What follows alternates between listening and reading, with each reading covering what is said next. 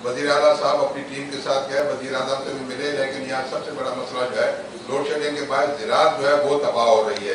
तो इस सिलसिले में आप इनके लिए क्या करेंगे, क्योंकि यहाँ लोग हड़ताल करते हैं, हर रोज़ रोड बुला करते हैं, जिसमें अमन का मसला भी पैदा होता है।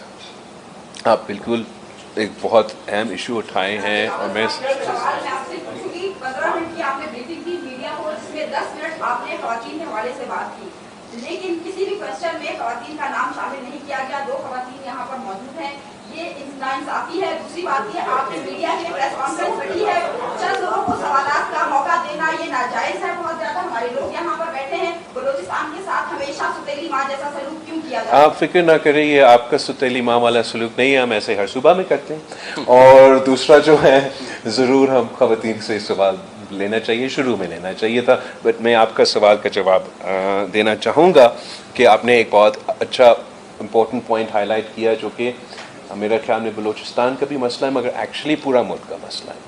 और मुझे तो बड़ा अजीब लगता है कि जब मैं इस्लामाबाद जाता हूँ तो वो कहते हैं कि हमने लोड शेडिंग ख़त्म कर दी, वो भी 2018 में। अब अगर 2018 में लोड शेडिंग ख़त्म हुआ तो हम कौन से पाकिस्तान में रह रहे हैं?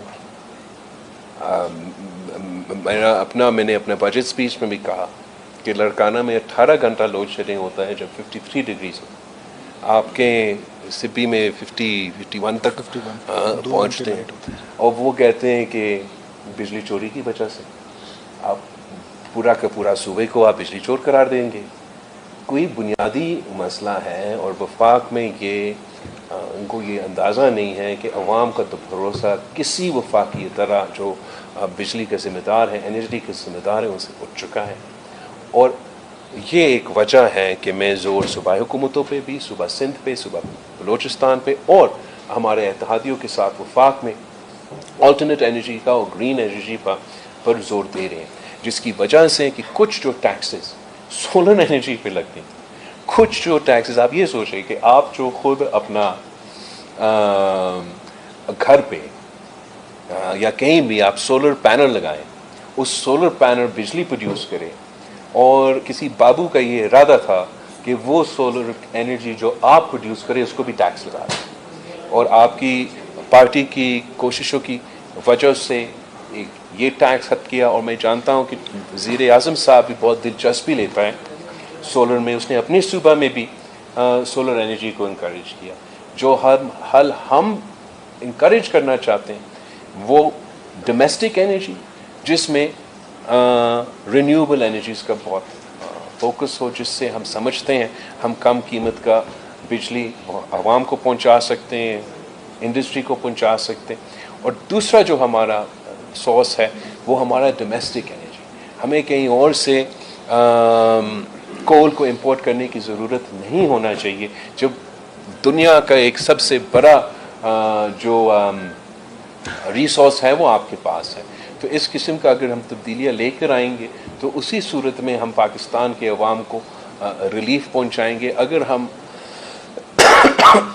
इसी तरीके से चलते रहे तो ये मसला रहेगा। ख़वातीन को आप मौका दें।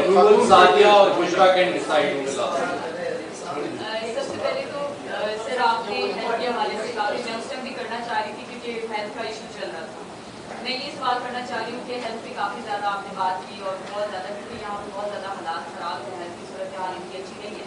सिविल हॉस्पिटल जो है सबसे बड़ा हॉस्पिटल है सूबे का, और यहाँ पे जो हेल्थ कार्ड है उसमें जो हार्ट के मरीज़ हैं उनका इलाज नहीं हो रहा, रुका हुआ है जनवरी से लेकर अब तक।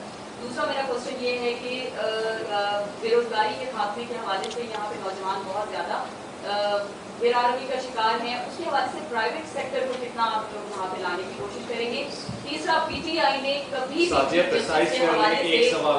क्योंकि मुझे अभी मौका मिला, चीफ जस्टिस के हवाले से कभी एतराज नहीं उठाया, तो अब क्यों उठा रहे हैं इस हवाले से? कौन सा चीफ जस्टिस का? चीफ जस्टिस के पीटीआई जो है वो पहले तो कभी एतराज नहीं उठाया चीफ जस्टिस के मामलात पे, अब क्यों उठा रहे हैं इसके? अगर मुझे इल्म में नहीं है कौन सा एतराज़ उठा रहे हैं आजकल वो, कि शक्ल पसंद नहीं, क्या एतराज़ कह रहे हैं वो? मैंने तो मुकदमात के हवाले से अच्छा, मैंने नहीं सुना वो, तो मैं समझता हूँ कि नहीं होना चाहिए। और सियासत दायरे में रह के दायरे में रह के करना चाहिए और अपना कानूनी लड़ाई लड़े। अब इस तरीके से किसी चीफ जस्टिस को या किसी जज को निशाना बनाना मुनासिब नहीं है। जहाँ तक सेहत की बात आपने की, हमारा अपना इंटरवेंशंस का कोशिश होगा। मसाइल बहुत ज़्यादा हैं, मगर जितना ही इंशाअल्लाह ताला हम कोशिश ही करेंगे तो वैसे ही हम उनका हल निकाल सकेंगे। आपने हेल्थ कार्ड का जिक्र किया। हेल्थ कार्ड पे मेरा एक मुख्तलिफ राय है।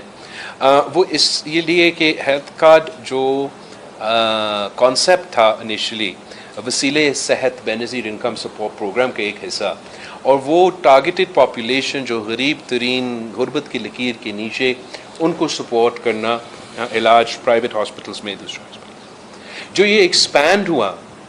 तो इसमें क्या होता है, और आप सबसे बड़ा मिसाल इसका पख्तूनख्वा में है कि आप पब्लिक सेक्टर का पैसा लेके, जो कि आपके सिविल हॉस्पिटल को ठीक करने में, आपके इमरजेंसी रूम्स को ठीक करने में, आपका अपना गवर्नमेंट हॉस्पिटल्स का स्टैंडर्ड्स में इजाफा करने में, आपके नर्सेज डॉक्टर्स उनको एम्प्लॉय करने में आपने वो पैसा इस्तेमाल करना था। वो पैसा आपने हुकूमत से लेके हेल्थ कार्ड में डाला, हेल्थ कार्ड से जाके वो प्राइवेट सेक्टर में जाता, और आप एक किस्म से हुकूमत के पैसे से प्राइवेट सेक्टर को सब्सिडाइज कर।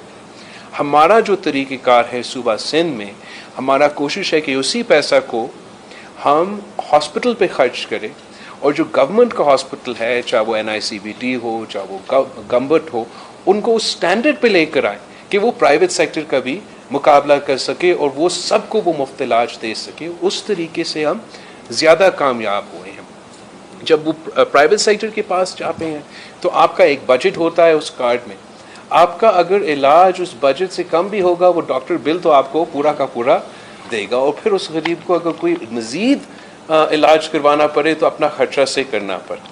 तो मुझे यहाँ का जो सूरत हाल है आपके हेल्थ कार्ड के हवाले से, उतना मैं ब्रीफ नहीं हूँ, मुझे थोड़ा सा उस पर देखना पड़ेगा। मगर जो हमारा अपना तरीका है या जो अपना पॉलिसी है सेहत के शोबे में, वो ये कि हम चाहते हैं कि हम आपके टर्शरी केयर के, प्राइमरी केयर के जो हॉस्पिटल्स हैं उस लेवल के लेकर आए ताकि आम पब्लिक को उन पे अब आप दिखाएंगे भी नहीं, मैं बैठूं सबके साथ बात करूं 2-3 घंटे के, आपने 30 सेकंड का क्लिप चलाना है, तो आप ये भी बताएं मुझे